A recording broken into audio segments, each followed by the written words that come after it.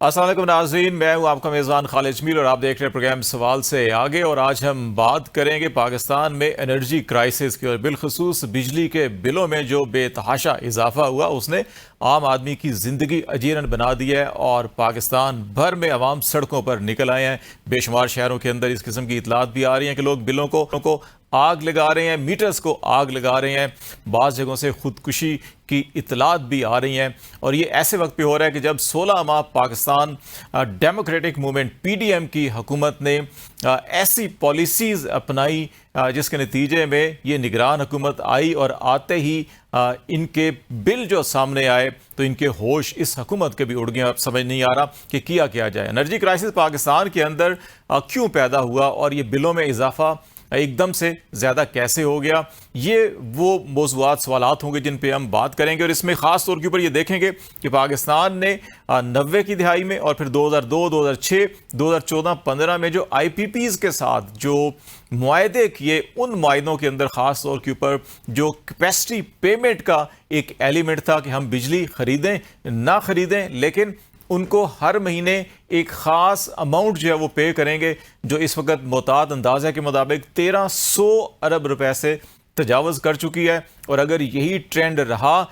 तो अगले 6 महीनों में ये 2000 अरब से भी ऊपर चली जाएगी। ये वजारत तवानाई की अपनी प्रोजेक्शन है। दूसरी तरफ इस वक्त पूरे मुल्क के अंदर बिजली चोरी और सरकारी इदारे खुद जो बिल पे नहीं करते उसका जो वॉल्यूम है वो भी तकरीबन 2500 अरब से तजावज़ कर चुका है। और अगर सिर्फ इन दो अमाउंट्स को देखें तो 4000 अरब रुपए ये वो मामलात हैं जो हुकूमत की अपनी इनएफिशिएंसी, नाअहली है, लेकिन इसका बोझ जो है आम आदमी को उठाना पड़ रहा है। और दूसरी तरफ बिलों को अगर आप देखें, आप अपने सामने अपने घर का या दुकान का बिल देखें तो उसके अंदर आपको 10 से 15 टैक्स जो है वो नज़र आएंगे जो आपको पे करने पड़ते हैं। तो ऐसे हालात के अंदर ये जो सारी की सारी आग इस वक्त पाकिस्तान के अंदर लगी हुई है, ये इसके पीछे जो मुहर्रिकात हैं ये इस पे हम बात करेंगे और इसके साथ साथ ये देखेंगे कि इनका हल क्या हो सकता है। इससे पहले कि हम इस मौजू की तरफ आएँ, हम आपको कुछ जो है कि ऐसे क्लिप्स दिखाना चाह रहे हैं कि पाकिस्तान की पॉलिटिकल लीडरशिप के कितनी जो है कि वो पॉलिटिकल विल मौजूद है कि जब वो हुकूमत से बाहर होते हैं क्या कहते हैं, हुकूमत में होते हैं क्या कहते हैं। और इस वक्त भी जो PDM की हुकूमत में शामिल जमातें थी वो माजी में क्या कहती रही, हुकूमत में आए क्या कहा, और अब जब हुकूमत से बाहर गए हैं और निगरान हुकूमत के ऊपर मरबा डाल के क्या कर रहे हैं। इसमें सबसे पहले आपको हम शहबाज शरीफ साहब जो प्राइम मिनिस्टर रहे हैं अभी 16 महीने और पाकिस्तान मुस्लिम लीग नून के सरबराह हैं, और मरियम नवाज साहिबा ये क्या कहा करते थे जब ये अपोजिशन में थे 16 महीने पहले जब पाकिस्तान तहरीक इंसाफ की हुकूमत थी। उस वक्त बिजली के बिलों में अगर 1 रुपये या 2 रुपये फी यूनिट इजाफा होता था तो क्या आवाम को कहते थे कि आपके दरवाजे पर कोई वोट लेने आए, तो उनको क्या बताना या क्या दिखाना, ये इनकी ज़बानी खुद सुनते हैं हम। 20,000 रुपए की तनख्वाह हो और बिजली और गैस का बिल 10,000 रुपए आ जाए, वो किस तरह अपने बच्चों के लिए एक वक्त की रोटी पूरी करेगा। बिजली की कितनी कीमतें बढ़ी है, बिल बढ़े हैं ना, बिल इसलिए बढ़े हैं कि विचों खाई जाओ के उत्तो रौला पाई जाओ। बंदा वोट मांगे ना तो उसको अंदर से बिजली का बिल लाके दिखाना, कहना ये लो अपना वोट, पेट्रोल की और डीजल की पर्चियां दिखाना और कहना झूठो बेईमानो ये लो अपना वोट।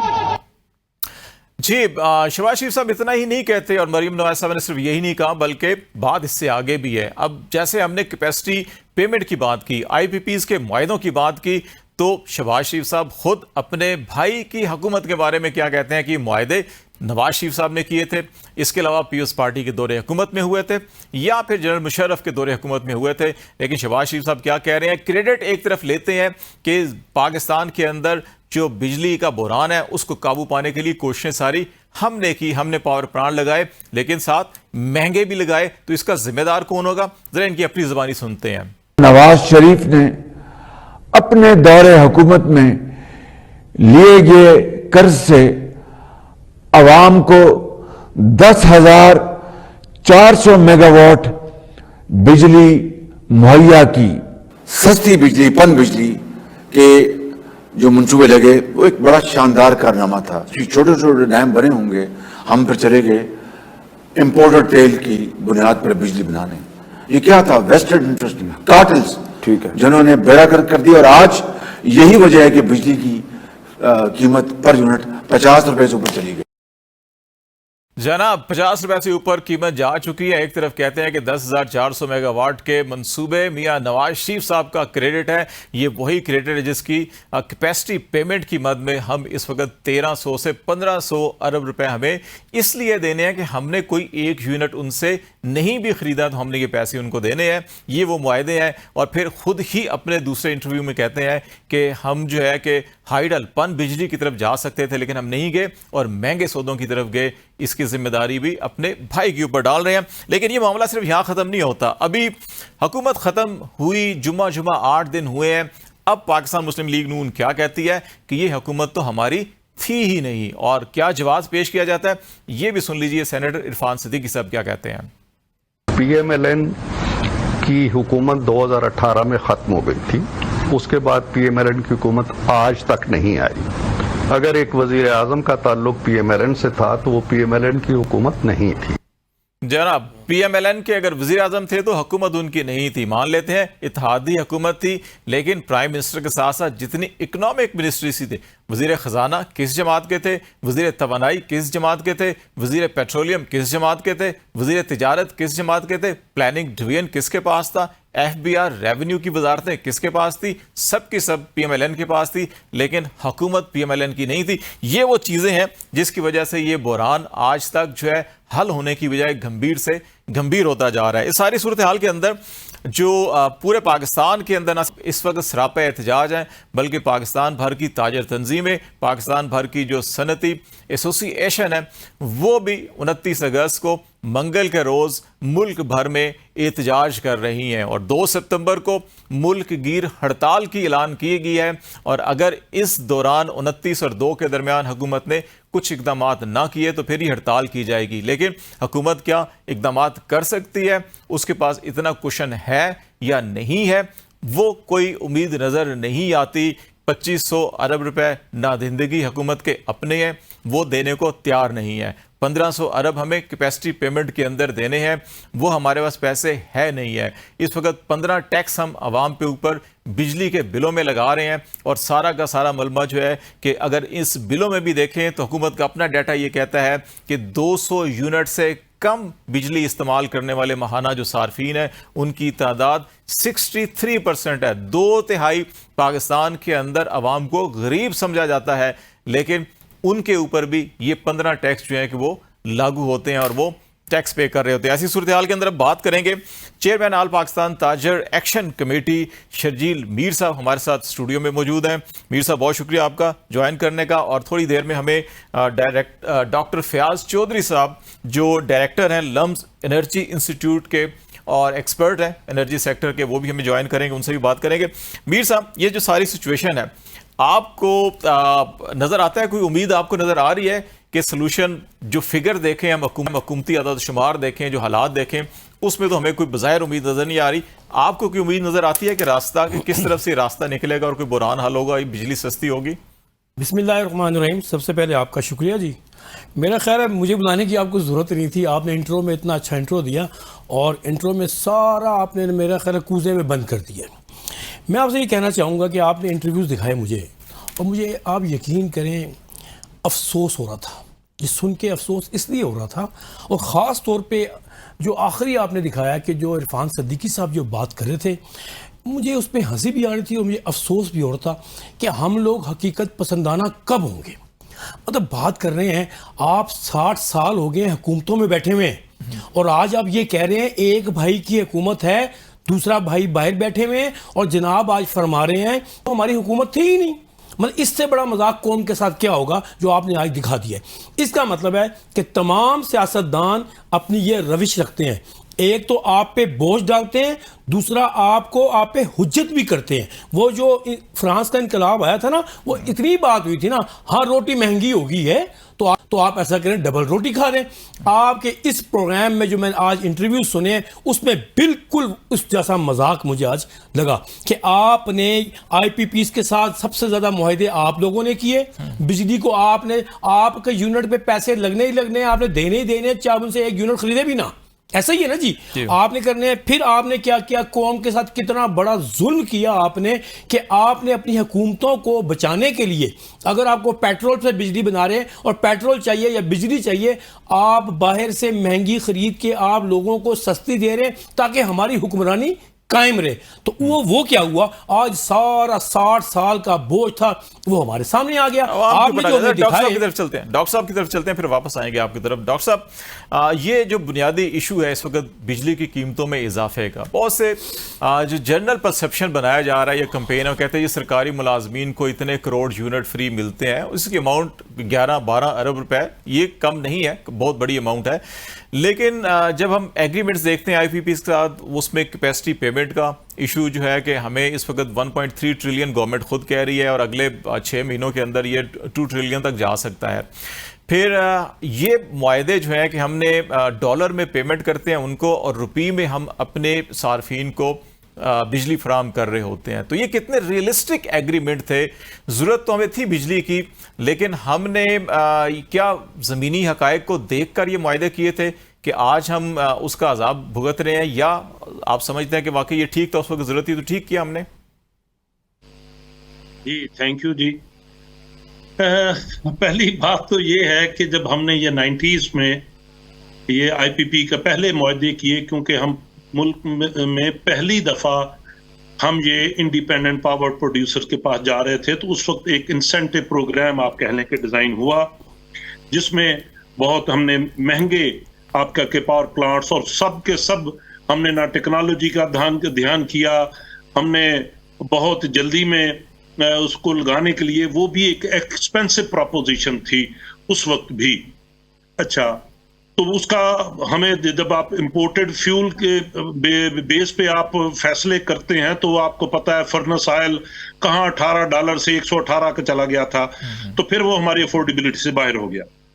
तो हमने वही गलती रिपीट की। तब इतनों सालों के बाद फिर 2002 की पॉलिसी में आए, क्या हम अपने मुल्क में इस तरह की फजा कायम नहीं कर सकते कि हमें वो जो 94 में पहली दफा किया था उससे भी सख्त या उसी तरह के मुआहदे 30 साल बाद भी करने हैं?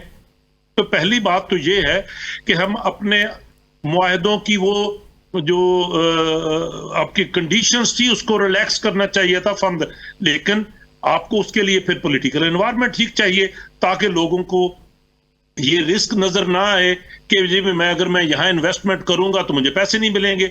यही हो रहा है, जैसे हमारे अभी हमने विंड फार्म के जैसे प्रोजेक्ट्स लगाए और उसके लिए ट्रांसमिशन नहीं बनी, अब वो उनको पेमेंट नहीं होती या हम डिले कर देते हैं।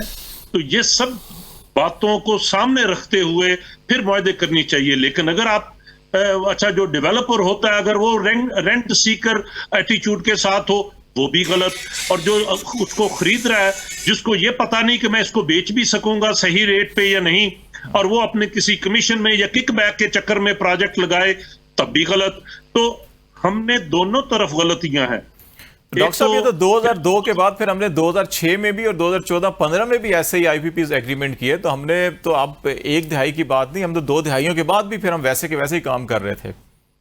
ऐसे ही है, मैं यही कह रहा ना कि जो सबसे जो ज्यादा गड़बड़ हमने की वो 2013-14 में की, जब ये हमने IPP जब मेरे NTDC की निकलने की वजह भी यही थी कि वो मैं एक प्लांट नहीं लगने दे रहा था, क्योंकि मुझे पता था इसकी मैं कभी ना कैपेसिटी दे सकता हूँ ना इसकी एनर्जी ले सकता हूँ।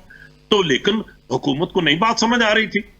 तो हमें बुनियादी तौर पे जब आप इस तरह की पावर जो डिपार्टमेंट्स को आप क्रिपल कर दें, उनकी बात ना सुने और ये आप पॉलिटिकली इसको मैन्यूवर करें और मिनिस्ट्रीज उसको फैसिलिटेट करें बगैर किसी समझ बूझ के, ये क्या बात मैं सबके कहता हूं कि ये क्या आज पता चला है कि हमारी ये बिजली की ये कास्ट हो जानी थी?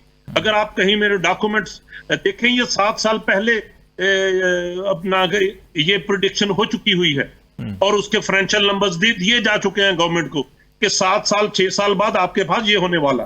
डॉक्टर साहब, एक तरफ तो ये कि हमने कैपेसिटी पेमेंट के अंदर जो है कि अपने आप को हाथ पांव बांध दिए कि हम ये पैसे आपको ज़रूर देंगे, फिर इससे बाद में आकर बिजली जो खरीदेंगे उसके पैसे देंगे। दूसरा, हमारा रिकवरी रेट जो पाकिस्तान के अंदर भी है, उसमें सरकारी इदारे हों, एजे के गवर्नमेंट आपको 65 अरब रुपए जो है कि वो उन्होंने देने हैं, वो नहीं दे रहे। आपका जो ट्राइबल एरिया है 50 अरब वहाँ के हैं। कोयटा बलूचिस्तान जो है कि वो वहाँ पे ट्यूबवेल के पैसे आपको वसूल हो ही नहीं रहे। आपकी 5 कंपनियाँ जो है कि जो पंजाब के अंदर इस्लामाबाद, फैसलाबाद, गुजरांवाला, मुल्तान, लाहौर जो है कि ये 81 अरब यूनिट इस्तेमाल करते हैं और इनका डेफिसिट 100 अरब है। बाकी जो 5-6 आपकी सिंध और बलूचिस्तान केपी की डिस्ट्रीब्यूशन कंपनीज है वो 29 अरब यूनिट जो है डिस्ट्रीब्यूट कर रही हैं और उनका जो लॉसेज है वो तकरीबन 350 अरब रुपए है। तो ये सारा का सारा बर्डन जो है कि जो इनकी अपनी इनएफिशिएंसीज हैं, नाअहलीज हैं, ये आप पे और मुझ पे डाला जा रहा है। तो इसको कैसे ठीक किया जा सकता है? ये देखिए, जब मैं अक्सर मैं क्योंकि थोड़ा नॉर्थ अमेरिका में ज्यादा वक्त गुजारा, वो कहते डोंट गो इनटू वीड्स। आपने जो भी जितनी बातें की हैं, इसका जो ओवरऑल इम्पैक्ट है वो बहुत कम है। यस, इसको दुरुस्त होना चाहिए। हम पिछले 50 साल से लगे हुए हैं इसको दुरुस्त करने के लिए। तो लॉ एंड ऑर्डर की क्या सिचुएशन, क्या दुरुस्त कर लिया आपने? सो टोटल आपकी 65% या 67% जो आपकी बिक्री है वो पंजाब की है, ठीक है, और जो कि 100% या 99% रिकवरी है। बाकी जो 35-37% है, यस, वो बाकी एरिया से उतनी रिकवरी नहीं होती, अंडरस्टूड, और उसमें लेट्स से 50% हो गई, 60। तो ओवरऑल आपकी जो रिकवरी है 100 में से आपको 89 रुपए फिर भी मिल जाते हैं। तो आप यो 11 को आप क्या कर लेंगे, 10 कर लेंगे, 9 कर लेंगे, तो बहुत थोड़ा इंपैक्ट डलेगा। यस, उधर काम बहुत होना चाहिए, लेकिन अगर आप कैपेसिटी पेमेंट की मद में, आप अगर अपने फैसलों की मद में आप वहीं 500, 600 अरब साल का जाया कर देंगे। आप 20 अरब को गिन रहे हैं, जैसे वो 11 अरब की बिजली, वो उनका इंसेंटिव पैकेज है जो आपके जो अपने एम्प्लॉइज होते हैं उनको, तो वो उसकी पेमेंट होती है, वो डिपार्टमेंट पेमेंट करता है, वो उनको बिजली फ्री नहीं है, उनके पैकेज का हिस्सा है। वो तो 11 अरब को गिनना है, लेकिन वो जो 1000 अरब है उसको नहीं गिनना।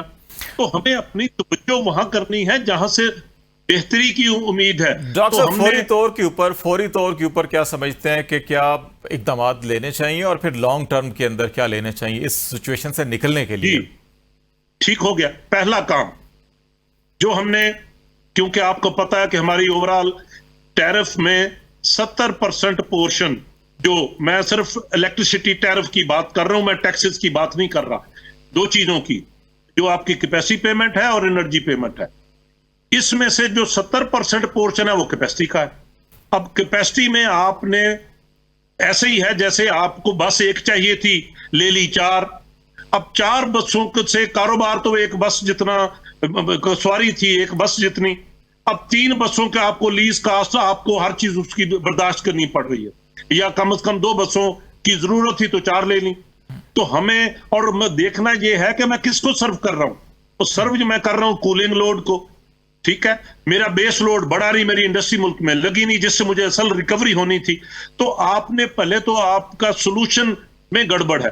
फिर आपका जो फौरी हो सकता है वो है, आप सेल्स टैक्स 18% है, आप उसमें रिलीफ दे सकते हैं। फिर जो गवर्नमेंट के प्लांट जो नए लगे हैं, जैसे जो भिकी, हवेली, बादरशाह, या इसमें जो आपने टैक्स पेयर के मनी से उसकी इक्विटी डाली है, तो उसको आपका रेट ऑफ रिटर्न आप उसको कम कर दें, ठीक है, और उसका जो मुनाफा कम कर दें। एक तो ये हो सकता है कि वो कैपेसिटी पेमेंट क्यों ली जाए, वो है तो पब्लिक मनी था, ठीक है, तो किसी प्राइवेट इन्वेस्टमेंट से तो आए नहीं। तो बहुत, और फिर दूसरा है कि बाकी जो प्रोजेक्ट्स हैं, जैसे चाइनीज गवर्नमेंट के फंडिंग से लगे, तो उसकी रीप्रोफाइलिंग की जाए और फौरन एक इमरजेंसी डिक्लेयर करके कि भाई उसको मैं रिस्ट्रक्चर करूंगा अपने फाइनेंस को। डॉक्टर साहब आपकी तरफ वापस मैं आता हूं, जरा शजील मीर साहब को भी हम लेते हैं, ट्रेडर कम्युनिटी को रिप्रेजेंट करते हैं। आपके ख्याल में मीर साहब जो है कि इस वक्त जो अनरेस्ट पैदा हुआ है पाकिस्तान के अंदर, इसको फौरी तौर के ऊपर रिलीफ देने के लिए, इसको खत्म करने के लिए, इस बेचैनी को, और फिर लॉन्ग टर्म और शॉर्ट टर्म के अंदर क्या होना चाहिए? मैंने आपसे पहले भी कहा कि देखें, डॉक्टर साहब की पहली बात ये बिल्कुल ठीक थी कि इमरजेंसी डिक्लेयर कर देनी चाहिए। अब इमरजेंसी के लिए ना मैकेनिज्म बनाना चाहिए इनको। देखें, 300 यूनिट वाला उसको जितनी रिलीफ दे सकते हैं, मैं तो उसको फ्री कहूँगा। 300 यूनिट वाला जो असल इफेक्ट हो रहा है 300 यूनिट वाला, उसको रिलीफ दे दें पूरी तरह। उसके बाद ये इस मुल्क में ये कौन से कानून हैं कि आप मोटरसाइकिल जो है ना उसका पेट्रोल की कीमत और लैंड क्रूज़र की कीमत एक होनी चाहिए। इमरजेंसी है ना, उसमें आप मोटरसाइकिल को आधा, पेट्रोल को आधा कर दें, आप लैंड क्रूज़र को आप 3 गुना बढ़ा दें। इसी तरह बिजली के अंदर वो रेट्स जो 1000 जो कनाल के घर के, 2 कनाल के घर के, 1000 कनाल घर के, उसके हिसाब से रेट को आप डिवाइड करें। आप ऐसे डिवाइड करें कि गरीब, इस वक्त सफ़ेद पोश मर रहा है असल ना, उस सफ़ेद पोश को हमने किस तरह रिलीफ देनी है, किस तरह मैकेनिज्म लेके आना है, इनके पास तमाम चीज़ें मौजूद हैं। हमारी सबसे पहली डिमांड ये है कि उस 300 यूनिट वाले को जो गरीब आदमी है उसको आप पहली तौर पर रिलीफ दे, फौरी तौर पर दे सकते हैं। क्यों?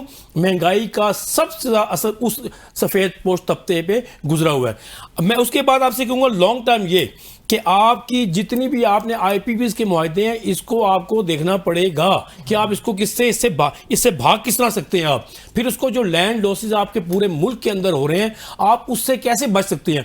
अब सारे के सारे आपने खुद गिनवाए कि लैंड लॉसेज कितने हैं, वो सारे का सारा अगर पंजाब बर्दाश्त करेगा या हम लोग बर्दाश्त करेंगे या एक आम आदमी बर्दाश्त करेगा, उससे मुल्क चल नहीं सकेगा, मुल्क स्टक हो जाएगा। और सज़ा और जज़ा का चैप्टर ज़रूर होना चाहिए जी। जिन्होंने इस मुल्क के लिए जो ये काम गलत किए हैं उनको सज़ा होनी चाहिए, इसलिए ताकि जो आगे आने वाली हुकूमतें हैं उनको पता हो कि हम अपने छोटे से नफ़े के लिए और पूरे का पूरा जो तबाह कर रहे हैं मुल्क को, वो कभी हो ना सके, इसलिए वो तेज़ भी होना चाहिए। और मैं आपसे फिर ये कहूँगा कि आज हमने कल 29 को हम पूरे पाकिस्तान के अंदर एहतजाज करने जा रहे हैं, पुरअमन एहतजाज होगा। हमने सबको अपने ताजरों को, अपने शहरियों को ये बात कही है कि हमने पॉजिटिव बात बताई है उनको कि अगर कोई मीटर रीडर आता है, अगर कोई भी ऐसा बंदा आता है, उनसे हमारी कोई उलझन नहीं है। हमारी जो लड़ाई है वो पॉलिसी मेकर से है, हमारी लड़ाई आज की हुकूमत से नहीं है। और जो शॉर्ट टर्म के अंदर एक रिलीफ पैकेज आना चाहिए और लॉन्ग टर्म के अंदर अल्टरनेट सॉल्यूशंस की तरफ भी जाना चाहिए। हम ब्रेक लेंगे यहाँ पे, ब्रेक के बाद नाज़रीन आएंगे तो फिर हम ओवरऑल पाकिस्तान की इकोनॉमिक सिचुएशन और उस सिचुएशन के अंदर स्पेस बनती क्या है, क्या हम इन एग्रीमेंट से बाहर निकल सकते हैं, इंटरनेशनल सॉवरेन गारंटी अगर हो तो जुर्माने कितने हो सकते हैं, इन्वेस्टमेंट जो इन्वायरमेंट के ऊपर नेगेटिव इम्पैक्ट क्या होगा, ये सारे मामला हम डिस्कस करेंगे ब्रेक के बाद। हमारे साथ रहिएगा। वेलकम बैक नाज़रीन। प्रोग्राम के इस हिस्से में हम बातचीत करेंगे पाकिस्तान की माशी सूरत हाल और बिलखसूस जो तवानाई का शोबा है, बिजली के रेट बढ़े हैं बहुत तेज़ी के साथ इस पर, और हमें ज्वाइन कर रहे हैं डॉक्टर खाकान नजीब साहब जो पब्लिक पॉलिसी एडवाइज़र और इकोनॉमिस्ट हैं। डॉक्टर साहब बहुत शुक्रिया। 2-3 चीज़ें आपसे हमने डिस्कस करनी है जो हमें बज़ाहिर ये सारा का सारा मसला नज़र आता है कि शायद हमने IPPs के साथ मुआहदे कुछ ऐसे किए हैं कि जो हमारी कैपेसिटी पेमेंट के ज़ुमरे में जो हमें पैसे पे करना पड़ रहे हैं, एक वो बर्डन है। दूसरा बर्डन जो है हमारा ऑलमोस्ट कोई 2500 अरब रुपए का जो रिसीवेबल हैं जो हम रिकवर नहीं कर पा रहे, उसमें हमारे हुकूमती इदारे भी हैं, इसमें बिजली चोरी भी है, बाकी सारे मामलात हैं और कुछ टैक्सों की भरमार हमें नज़र आ रही है इन बिलों के अंदर। ये 3-4 इश्यूज इतने पायलअप क्यों हुए, या आपकी नज़र में इससे हटकर भी कोई ऐसे इश्यूज हैं जिसकी वजह से ये प्राइसेस जो हैं कि एकदम से बढ़ रही हैं? सो बिस्मिल्लाहिर्रहमानिर्रहीम, good to be with you. देखें, एक तो ये है कि पाकिस्तान की इकॉनमी को ग्रो करने में एक एनर्जी इस वक्त बाइंडिंग कंस्ट्रेंट बन गया है, सो हमें इसको बहुत सीरियसली लेना है।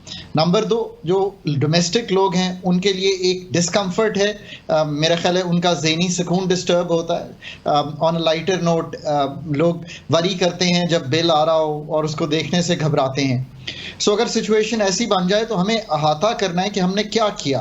क्या हम पिछले 6 महीने, 12 महीने, 2-4 साल में यहाँ आके खड़े हुए कि ये कई दिहाइयों की जिसको मैं कहता हूँ policy omissions and policy commissions हमें यहाँ ले आई हैं। बड़ी मेहनत करके लाए हम इसको।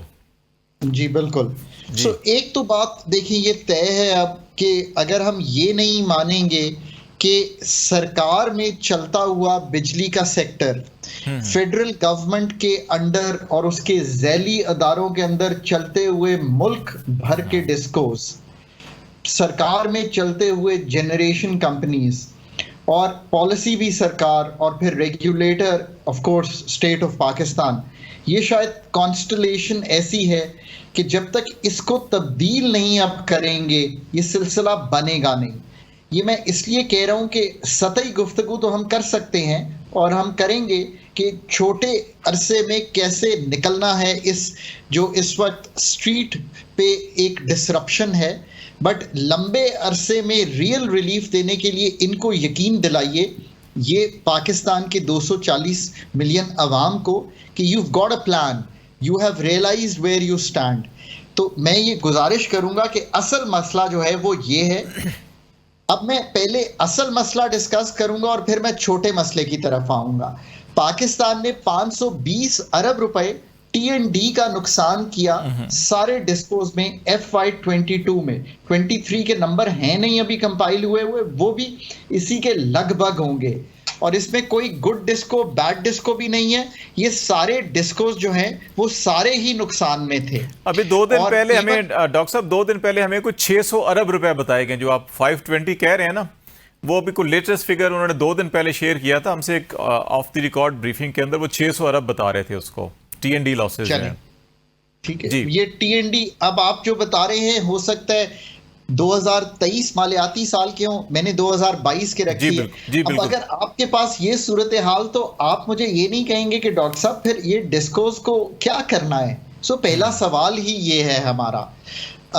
ये पहला सवाल इसलिए है कि ये आपकी मैनेजमेंट में है। आज अब शॉर्ट टर्म ये है कि फौरी तौर पे वहां जाइए और आस्क कीजिए कि सीईओज तब्दील करने हैं, बोर्ड्स तब्दील करने हैं, सीईओज को एम्पावर करना है, जो भी करना है। ये तो शॉर्ट टर्म का गेन है। इसके साथ साथ लॉन्ग टर्म गेन मेरे लिहाज में बड़ा क्लियर है। स्टेट के रोल को रिस्ट्रिक्ट करना है और इन डिस्कोस को प्राइवेटाइज करना है, मैनेजमेंट कंट्रोल देना है, प्रोविंशियलाइज करना है। ये काम कीजिए, इस पे आगाज कीजिए। और ये कहना कि आज मैं हूं कल मैं नहीं होऊंगा, एक टीम सेटअप कीजिए, एक कॉम्पिटेंट सेट ऑफ पीपल को कहिए कि वो बैठकर ये काम करें। नंबर 1, शॉर्ट भी बात कर रहा हूं, लॉन्ग भी बात कर रहा हूं। नंबर 2, इस वक्त जो गारंटीड रिटर्न्स हैं आईपीपीज के, इसमें से निकल जाइए। ये जो 2000 अरब का रिटर्न में फंसे हुए हैं, इसमें से निकल जाइए। अब कोई ऐसा काम नहीं होगा, सिर्फ commercial business to business deals होंगी जो फैसिलिटेट करेगी जो गवर्नमेंट है, बस। लेकिन इसका डॉक्टर साहब नुकसान नहीं होगा जब हम स्टेट ओन्ड गारंटीज जब होती हैं इस किस्म के एग्रीमेंट्स की, जब उससे एकदम से हम निकलेंगे तो उसके फिर हमें शायद भारी जुर्माने भी अदा करने पड़ते हैं। जी मैं उस पे आता हूं। उसका तरीका ये है कि इस वक्त जो कलीदी मसला खड़ा हुआ है ना, ये मैंने किसी भी प्रोग्राम में दिया नहीं है, पर चलें अब चूंकि मैं भी बहुत कंसर्न्ड हूं। 17 चाइनीज फंडेड प्रोजेक्ट्स हैं, 11,000 मेगावाट के। मेरे ख्याल है 15-16 अरब डॉलर इनको देने हैं। इनका बहुत बड़ा बोझ आपको दिखाई दे रहा है। इनसे स्टेट लेवल पे और एस्टैब्लिशमेंट जो कि हमेशा सिविल एंड मिलिट्री हमेशा मौजूद होती है, इसको इस्तेमाल करते हुए इनसे कहिए चाइना से हाईएस्ट लेवल पे बात कीजिए। जो स्टेट डेट इनको दिया हुआ है उसको स्टेट के उस पे ले जाइए, लॉन्गर टेनोर कर दीजिए। आपकी पर यूनिट कॉस्ट का जो ये जो 2000 अरब वाला मसला है कुछ हल होने की तरफ चला जाएगा।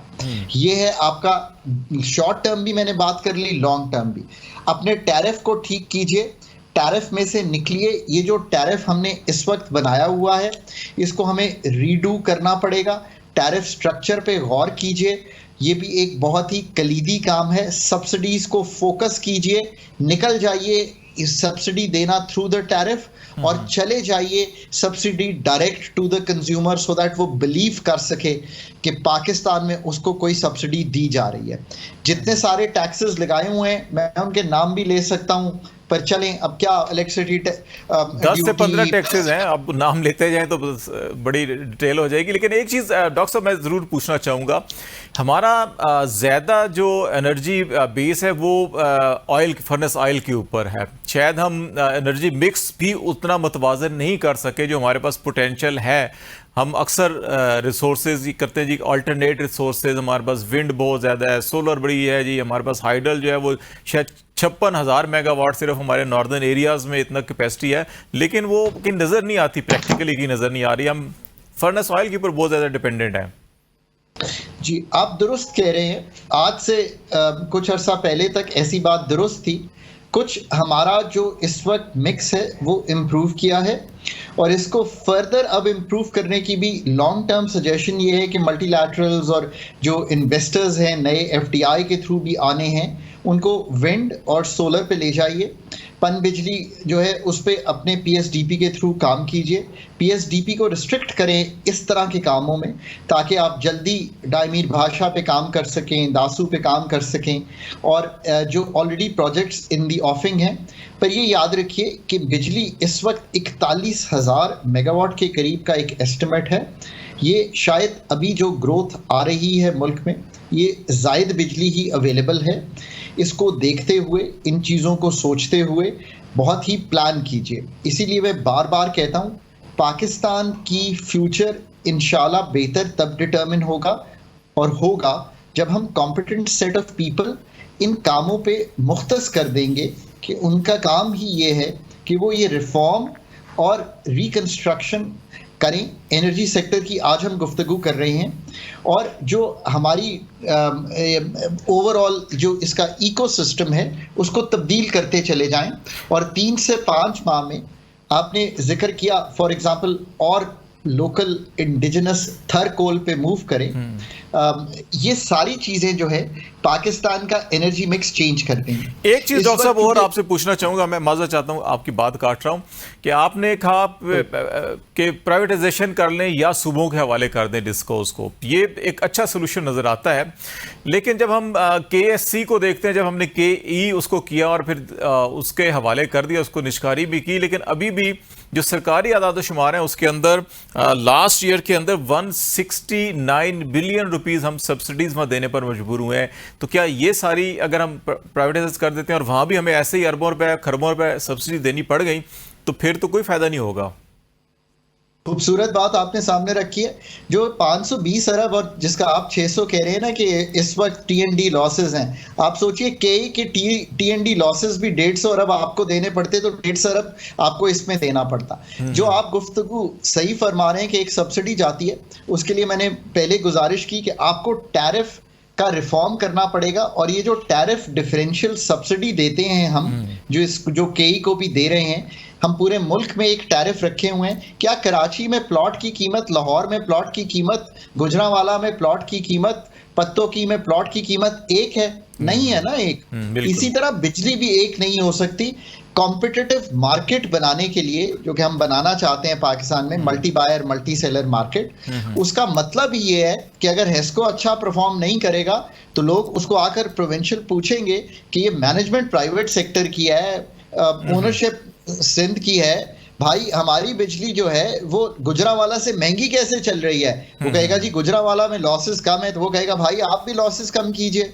So this is the kind of comparative. एक और चीज डॉक्टर साहब, एक और चीज बड़ा क्विकली लास्ट मिनट है कि ये जो सारी सिचुएशन है इस वक्त हर बंदा ये सोच रहा है कि उसको एक रिलीफ चाहिए। आपको नजर आ रहा है कि मुझे तो इतना कोई खास नजर नहीं आ रहा कि गवर्नमेंट ने 48 घंटे दिए, तजावीज़ तैयार भी हो गई, कि फौरी रिलीफ आवाम को मिल सकता है, नहीं मिल सकता? अगर मिल सकता है तो क्या हो सकता है?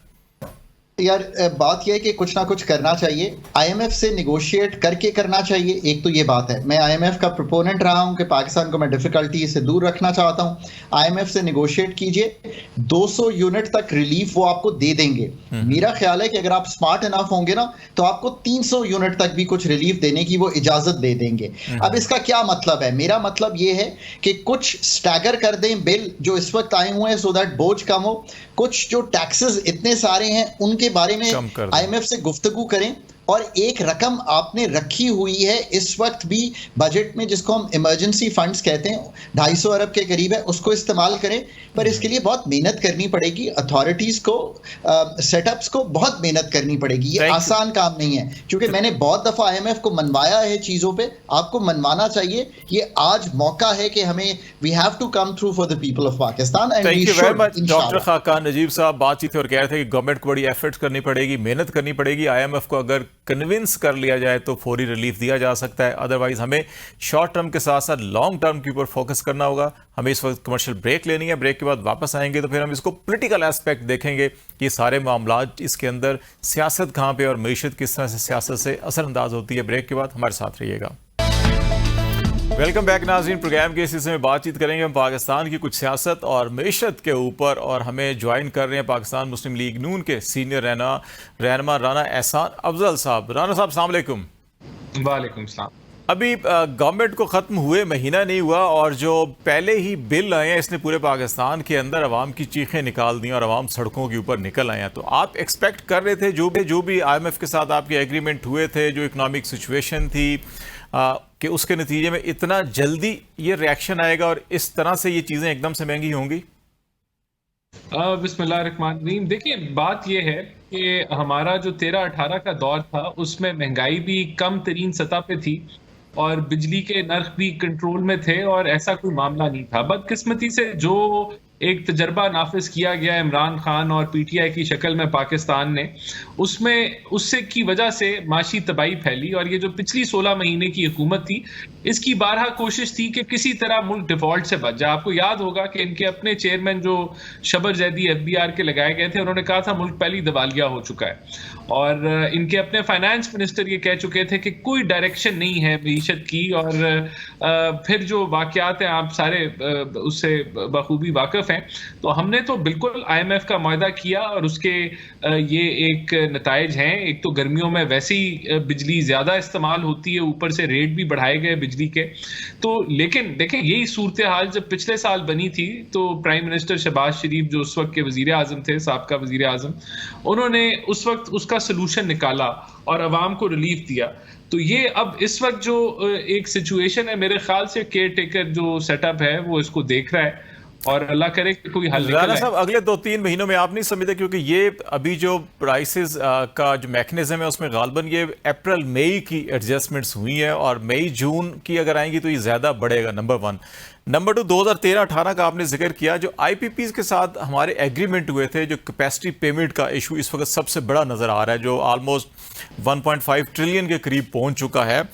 2013 में 185 बिलियन रुपीस थे उस वक्त कैपेसिटी पेमेंट के, और जब आपकी गवर्नमेंट ख़त्म हुई थी 2018-19 में तो उस वक्त कोई 600-650 अरब थे, जो इस वक्त 1500 अरब तक पहुंच चुके हैं। तो एक रीज़न तो ये भी है कि IPPs के साथ जो हमने एग्रीमेंट किए शायद उसमें भी इनबिल्ट फॉल्ट्स थे। हम डॉलर में बिजली खरीदते हैं, रुपए में बेचते हैं, तो वो बुनियादी वजह भी हो सकती है। मैं तो समझता हूं कि ये जो IPPs के मुआहदे पे तनकीद बारहा की जाती है, ये अगर तो कोई बेहतर मुआहदा PTI की हुकूमत कर देती तो हम कहते हैं ये देखें बेहतर मुआहदा कर लिया गया है और जो पिछले मुआहदे थे वो कमज़ोर थे। देखें, इस मुल्क में अंधेरे थे और हमने उन अंधेरों को दूर करना था, तो ये सोवरेन गारंटीज़ के साथ ये मुआहदे किए गए। और उस वक्त का जो मार्केट मैकेनिज्म था, आपने इंटरनेशनल इन्वेस्टर्स को यहाँ पाकिस्तान मदऊ करना था, तो या तो कोई बेहतर किसी ने मुआहदा किया हो तो हम कहें कि ये मॉडल है एक बेहतर मुआहदे का, ये होना चाहिए था। और वो भी अगर हो, कोई और हालात हों तो आप उनको कंपेयर नहीं कर सकते। तो मैं समझता हूं कि ये आप जो जिस तरह के हालात इस मुल्क में रहे, आपने अगर फॉरेन इन्वेस्टमेंट को अट्रैक्ट करना है तो जाहिर सी बात है वो लोग भी कोई इंसेंटिव लेंगे। ये देखें, असल वजह क्या है? असल वजह ये है कि दुनिया में एक एनर्जी क्राइसिस है। यूक्रेन रशिया की जंग से जो है एक एनर्जी प्राइस जो है वो हाइक हुई, दुनिया भर में हुई, और वो पाकिस्तान जैसी मईशत जो है, जो जिसके अंदर बर्दाश्त करने का उस शौक को इतना बफर नहीं था, तो यहाँ हमें ये जो चीज़ है ज़्यादा फील हो रही है क्योंकि डिवैल्यूएशन भी हुई है। लेकिन देखें, हकायक क्या है कि हमने इससे निकलना कैसे है? क्या कोई जो आज जो लोग सियासत कर रहे हैं कि बिजली बड़ी महंगी हो गई, बिजली के लिए हम जुलूस निकालेंगे, हम इसको होने नहीं देंगे, उनसे पूछें आपके पास क्या सोल्यूशन है? क्या सोल्यूशन है किसी के पास कि वो किस तरीके से बिजली को सस्ता करेंगे? तो कहने का मतलब ये कि हमें यहाँ हकायक क्या है कि सर्कुलर डेट जो है वो 3.5 सालों में 150% बढ़ा दिया PTI ने। 1100 अरब से वो उसको 2500 अरब पे ले गए, तो वो उसको अब आपको नहीं मिल रहे थे लोन्स। और जो एनर्जी का जो एलिमेंट है, क्राइसिस है, इसके अंदर मिड टर्म, शॉर्ट टर्म आप कह सकते हैं इन्वेस्टमेंट लेकर आए, आपको इमरजेंसी है, उसको टैकल करना है, उसको एक खास मुद्दत के लिए हम कर सकते हैं। लेकिन लॉन्ग टर्म के अंदर मेरा ख्याल है कि हम डॉलर के अंदर चीज खरीद के रुपए में बेचेंगे तो डीवैल्यूएशन होगी, तो फिर इम्पैक्ट तो यही आएगा। दूसरा, अल्टरनेट रिसोर्सेज, लॉन्ग टर्म में हमेशा पाकिस्तान जैसे मुल्क को जहाँ पे विंड भी है, सोलर भी है, हाइडल भी, बेतहाशा यहाँ पे कैपेसिटी है, लेकिन हम शायद उस तरफ बिल्कुल नहीं जा सके पिछली 3 दहाइयों में। ये भी तो एक इनएफिशिएंसी या नाअहली नहीं है हमारी तमाम पॉलिटिकल गवर्नमेंट की, रेदर देन हम इसमें एक जमात को दूसरी को जिम्मेदार दें? नहीं, देखिए मैं आपको बताऊं, हमने कोयले के ऊपर और एलएनजी के ऊपर पावर प्लांट लगाए जो कि दुनिया में सस्ते तरीन बिजली बनाने के तरीके थे, फर्नेस ऑयल से सस्ते थे, और हमने एवरेज बास्केट प्राइस को कम किया। ये जो 16 महीने की हुकूमत थी, इसमें हमने 12 कोशिश की कि हम सोलराइजेशन करें और 6000 मेगावाट के सोलर के प्रोजेक्ट्स जो हैं इंप्लीमेंट करें, लेकिन टेन्योर छोटा था। अगर आगे हमें मौका मिला तो हम जरूर उसको भी मुकम्मल करेंगे। लेकिन बात यह है कि हमने तो ये पीएमएलएन की अगर आप बात करें, आप मोहम्मद डैम ले लें, आप भाषा डैम ले लें, आप दासू डैम ले लें, नीलम जेलम प्रोजेक्ट ले लें, और आप रिकॉर्ड निकाल लें कि हमने अपने दौरे हुकूमत में 13-18 में रिकॉर्ड काम किया इन चारों मंसूबों के ऊपर। तो हमने तो हाइडल पे भी काम किया। देखें इशू क्या है, इशू ये है, मैं एग्री करता हूं, हमने इन 16 महीनों में, आपको मैं ये बताऊं कि हमने थर्कोल को भी जो है उसकी प्रोडक्शन तिगनी करने का मंसूबा जो है वो बना लिया है और वो अंडर इंप्लीमेंटेशन है। वहां लॉजिस्टिकल इश्यूज थे, रेलवे ट्रैक बिछना था, हमने रेलवे ट्रैक बिछवा दिया। अब वहां माइनिंग जो है वो सिंध हुकूमत करवाएगी, तो इंशाल्लाह थर्कोल से तकरीबन 3 गुना वहां की जो कोयला है वो ज्यादा प्रोडक्शन करना शुरू कर देगा। कोयले के राना साहब अपने भी इन्वायरमेंटल इंपैक्ट भी तो बहुत ज्यादा है। उसकी कॉस्ट जब हमें 1 या 2 दिहाइयों के बाद जब उसकी कॉस्ट पे हम जाएंगे तो फिर हम कह रहे होंगे शायद उस वक्त हमसे गलती हो गई। देखिए आज भी चीन, अमेरिका जैसे ममालिक 40-40, 50-50% बिजली जो है वो कोयले से बनाते हैं। तो कोयले के जो प्लांट्स होते हैं वो पोल्यूशन कंट्रोल कर लेते हैं, कोई ऐसी बात नहीं है। आजकल जो एग्जॉस्ट होते हैं वो जो जदीद प्लांट्स होते हैं वो इतनी पोल्यूशन नहीं पैदा करते। तो ये चीजें तो मैनेज हो जाएंगी। लेकिन मैं आपको ये बता रहा हूं कि पिछले 16 महीने में हमने कोयले की बरामद को भी तिगना करने की कोशिश की है थर्कोल से। इंशाल्लाह ये भी जल्द हो जाएगा। सोलराइजेशन पे भी काम करने की कोशिश की, टेन्योर कम था, लेकिन यही वो तरीका, यही वो तर्ज है। मैं एग्री करता हूं आपसे कि आपने जो ईंधन आप इंपोर्ट कर रहे हैं, आपने उसको कन्वर्ट करना है कि आप अपनी अगर विंड रिसोर्सेज हैं, हमने विंड प्रोजेक्ट्स लगाए 13-18 में, आप पता कर लें कि अगर कोई 18-23 तक कोई विंड प्रोजेक्ट्स लगे हो, नहीं लगे, कोई अगर सोलराइजेशन हुई हो, नहीं हुई। ये जो ब्लैक पीरियड था, जो ब्लैक होल मैं समझता हूं कि माशी तौर पे जो पिछले पीटीआई के 4 साल गुजरे, उसने सीपेक जैसे प्रोजेक्ट को स्लो कर दिया। तो वहां जहां इंडस्ट्रियलाइजेशन होनी चाहिए थी, वहां आपकी टैक्स कलेक्शन नहीं बढ़ी, कोविड आ गया, वो अलग बात है, लेकिन उसमें भी जो है, तो ये सारे वो मामलात हैं जो हुए। लेकिन अभी मैं समझता हूं कि बिल्कुल एक मुश्किल वक्त है पूरी अवाम पे, हर आदमी जो पाकिस्तान के अंदर बिजली इस्तेमाल कर रहा है, उसके लिए डिफिकल्ट है सिचुएशन। एक चीज़ और राना साहब बड़ी अहम है इस सारे, अगर हम इसका तज्जिया करें इलेक्ट्रिसिटी का, इसके अंदर जो बिजली चोरी या डिफ़ॉल्ट जो परसेंटेज या रेशो है कि इस वक्त जो वजारत तवानाई का फिगर है तकरीबन 2.5 ट्रिलियन के करीब इस वक्त, चाहे वो गवर्नमेंट के ड्यूज़ हैं जो रिकवरेबल हैं, या वो ऐसे एरियाज़ जैसे फाटा है, AJK है, बलूचिस्तान है, सिंध है, तो ये भी तो इनएफिशिएंसी गवर्नमेंट लेवल के ऊपर, सरकारी इदारों की सतह के ऊपर आ रही है ना, कि हम एक तो सरकारी इदारे पे नहीं कर रहे, वफाकी हों या सूबाई हों, या हमारे जो बाकी AJK वगैरह हैं, और फिर दूसरा हम खुद रिकवरी भी नहीं कर पा रहे, इसका बर्डन भी आवाम के ऊपर, और फिर एक बिल के अंदर तकरीबन 15 के करीब टैक्सेस और वो चीज़ें आपको नज़र आ रही होंगी। तो ये भी एक बड़ा जुल्म है, इसकी तरफ तो गवर्नमेंट तवज्जो दे सकती है ना। देखिए मैं समझता हूं कि पहले तो टैक्सेस तो या तो सेल टैक्स है, या विदहोल्डिंग टैक्स है, या इनकम टैक्स है। ये टैक्सेस हैं जो FCA है और QTA है, वो कॉस्ट ऑफ इलेक्ट्रिसिटी है, और वो कोई इजाफी टैक्सेस नहीं है, वो बिजली की एक्चुअल जो कैलकुलेशन होती है कॉस्ट, वो है। बाकी मैं एग्री करता हूं कि एक आम सारे जो बिजली इस्तेमाल करता है, वो जो 400-500 अरब की चोरी है उसकी इजाफी पेमेंट करता है, जो लाइन लॉसेस हैं इंटरनेशनल स्टैंडर्ड से ऊपर उसकी वो पेमेंट करता है, जो प्राइवेटाइजेशन ना होने की वजह से इनएफिशिएंसीज हैं वो उसकी वो पेमेंट करता है। जो टैक्सेस जो मैंने आपको गिनवाए, अगर यही एग्रीकल्चर सेक्टर अपने टैक्सेस दे, प्रॉपर्टी सेक्टर अपने टैक्सेस दे, अगर जो है वो रिटेल सेक्टर अपने टैक्सेस दे और टैक्स चोरी ना हो, तो मैं समझता हूँ टैक्सेस की शरह भी जो है वो इन बिलों में भी कम हो जाएगी। लेकिन ये देखें, ये हमने अपना रोल अदा किया 13-18 में कि इन सारे अहदाफ में कमी लेके आए, लेकिन वो रिवर्स हो गया जब पीटीआई के दौर में लाइन लॉसेस भी बढ़े, रिकवरी भी जो है वो खराब हुई।